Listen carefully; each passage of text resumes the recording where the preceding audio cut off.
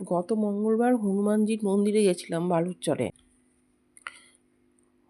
হনুমানজিকে একটা ছোট্ট চাঁদির টিপ দেওয়ার মানতি ছিল, একটা ছোট্ট চাঁদির টিপ। তাই হনুমানজিকে ওই চাঁদির টিপ দিয়ে পূজা দিতে গেছিলাম।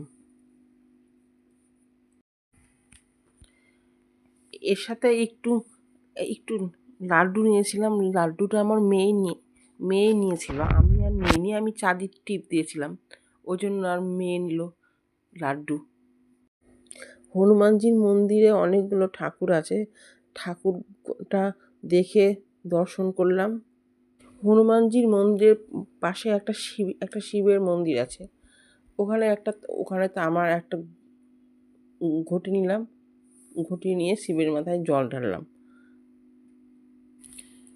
এরপরে হনুমানজির মন্দিরে আমার মেয়ে চারিদিকটা ঘুরলো, ঘুরে হনুমানজির বই পড়লো। আমিও পড়লাম হনুমানজির বই। তারপরে হনুমানজিকে প্রণাম করলাম।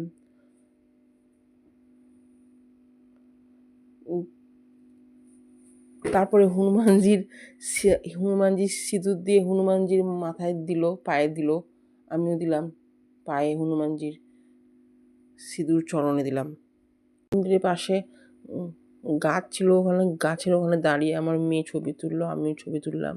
তারপরে হনুমানজির নিলাম, প্রসাদ নিলাম, খেলাম, নিয়ে তারপরে টোটো করে মায়ের বাড়ি চলে গেলাম।